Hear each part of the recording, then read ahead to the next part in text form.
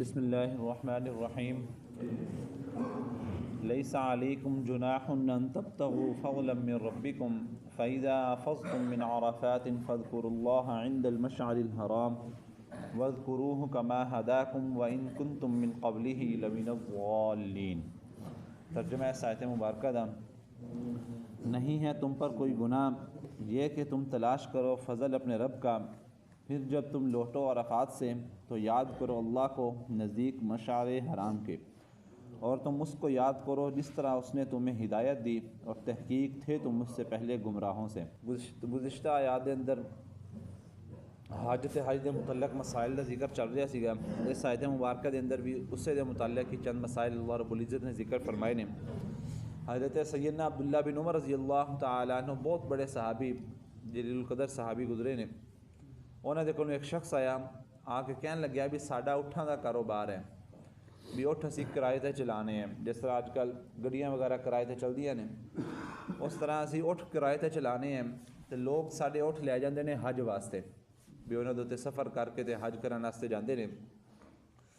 تو پھر چونکہ وہ ساڈے اٹھ ہوندے نے تو سانوں بھی بطور حفاظت دے تے بطور ان چلاون دے نال جانا پیندا ہے۔ اسی چلے تو جانے ہیں لیکن وہ ساڈا جانا بطور کاروبار دے ایک جانا ہوتا ہے، تو جدو اسی اتنے پہنچ جانے ہیں تو پھر اسی سوچنے ہیں بھی ہن آ تو گئے ہیں تو چلو اسی بھی حج کر لئیے،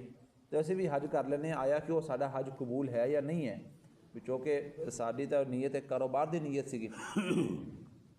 تو سیدنا عبداللہ بن عمر رضی اللہ تعالیٰ عنہ نے ارشاد فرمایا کہ نبی کریم صلی اللہ علیہ وسلم نے بھی ایک شخص نے یہی سوال کیتا سی آ کے، تو نبی کریم صلی اللہ علیہ وسلم نے انہوں جواب نہیں دیتا۔ بعد وچوں اے لی آیت لیس علیکم جناح ان تبتغوا فضلا من ربکم، اے لی آیت جو نازل ہوئی تو ادو نبی کریم صلی اللہ علیہ وسلم نے انہوں جواب دیتا کہ بھئی تیرا حج قبول ہے، ان اندر کوئی حرج والی گل نہیں۔ ان اندر ایک تو یہ کہ حج دے سفر دے اندر اگر کوئی شخص اپنا کاروبار یا تجارت یا کوئی نوکری وغیرہ کرنا چاہے تو ان کی اجازت دیتی گئی ہے، جس طرح کہ کسی اگر شخص کا کاروبار آن لائن چل رہا ہے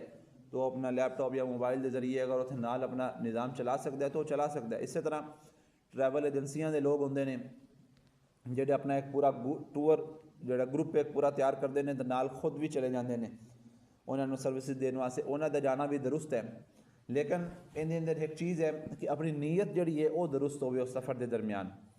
نیت محض اپنے کاروبار کرن دی اپنے پیسے کمان دی نیت نہ ہوئے، بلکہ نیت اللہ رب العزت دی خوشنودی حاصل کرن دی ہوئے، اللہ رب العزت دی رضا حاصل کرن دی ہوئے، اس رضا دے نال اگر کچھ مال و دولت یا پیسہ بھی آ جاندہ ہے تو ان اندر کوئی حرج والی گل نہیں۔ پہلی نیت کاروبار دی نہ ہوئے بلکہ پہلی نیت اللہ رب العزت دی رضا دی ہوئے، حج کرن دی ہوئے۔ دوسری سطح تے اگر کوئی شخص نال اس طرح دا عمل کرتا بھی ہے تو ان اندر کوئی حرج والی گل نہیں ہے۔ ایک دوسری گل جڑی اس سے آیت دے اندر ہے وہ یہ ہے کہ اللہ رب العزت نے فرمایا کہ ان تبتغوا فضلا من ربکم، کہ تم تلاش کرو فضل اپنے رب کا۔ ان اندر اللہ رب العزت نے رزق نو، پیسے نو، مال و دولت نو اپنے فضل دے نال تعبیر کیتا ہے بھی یہ جڑا اپنے کولوں آ رہا ہے یہ کوئی پیسہ نہیں ہے، یہ کوئی رزق نہیں ہے، بلکہ اللہ رب العزت کا فضل ہے جڑا اپنے دے کولوں آ رہا ہے۔ اس لیے یہ رزق حلال نو کمانا، رزق حلال دی طلب کرنا، ان دے واسطے نوکری کرنا، کاروبار کرنا ایک گناہ دا کام نہیں بلکہ اللہ رب العزت دا فضل حاصل کرنا بطور ثواب اجر دا کام ہے۔ اس لیے رزق حلال دی طرف تے حلال طریقے دی طرف کوشش کرنا یہ بھی بحیثیت ایک اللہ رب العزت دے فضل دے اجر و ثواب دا کام ہے۔ اگے اللہ رب العزت نے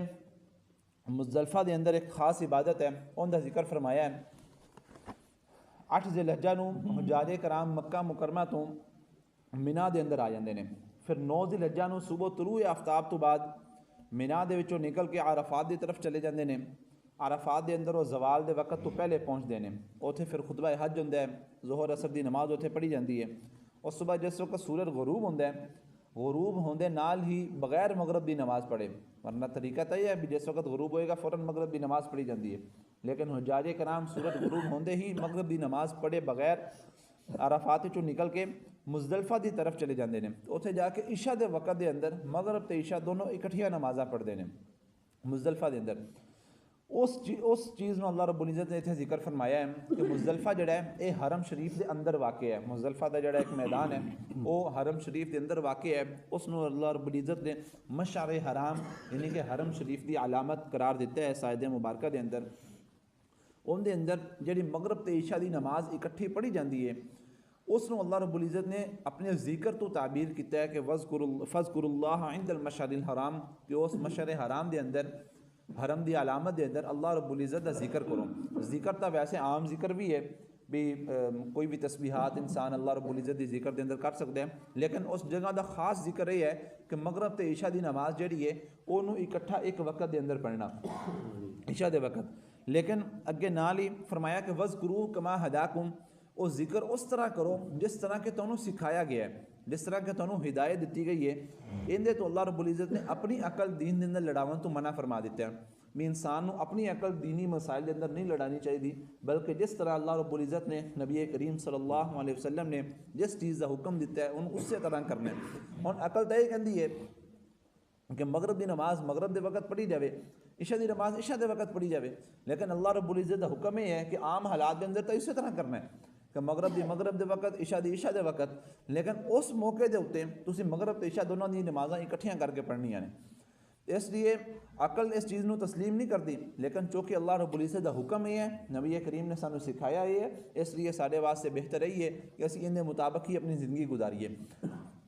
نماز دا اکٹھا کرنا یہ صرف اس حج دے موقع تو علاوہ اور زندگی دے کسی بھی موقع تے چاہے جتنی بھی پریشانی مجبوری جو بھی ہوئے نمازاں دا اکٹھا کرنا جائز نہیں ہے, درست عمل نہیں ہے. نماز اپنے وقت اندر ہی پڑھی جائے گی. ہاں یہ ضرور ہو سکتا ہے کہ ایک بندے نے زہر تو بعد سفر تے نکلے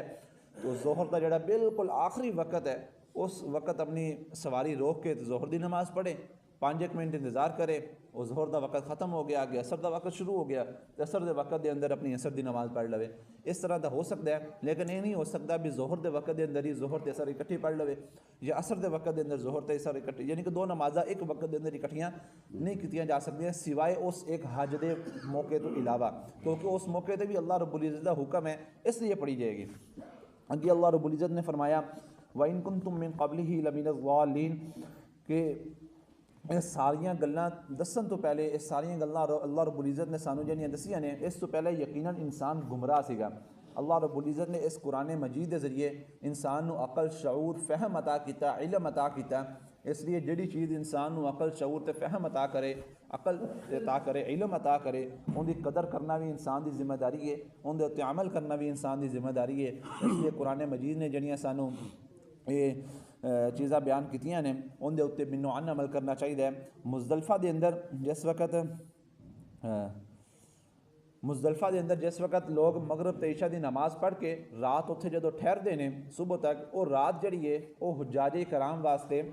شب قدر دی جڑی رات ہے رمضان المبارک دے اندر, اس رات دے بقدر اجر و ثواب دی حامل رات ہے اولی. اس لیے حجاج کرام تو اتھے بہرحال عبادت دے اندر مشغول ہوندے نے, لیکن عام انسانوں نے بھی چاہیے کہ اس رات دے اندر کوئی تھوڑی بہت عبادت وغیرہ کرن تاکہ اللہ رب العزت اس اجر و ثواب دا کچھ نہ کچھ حصہ آپاں نوں بھی عطا فرما دے. اللہ رب العزت دعا ہے کہ اللہ رب العزت عمل کرنے کی توفیق عطا فرماوے.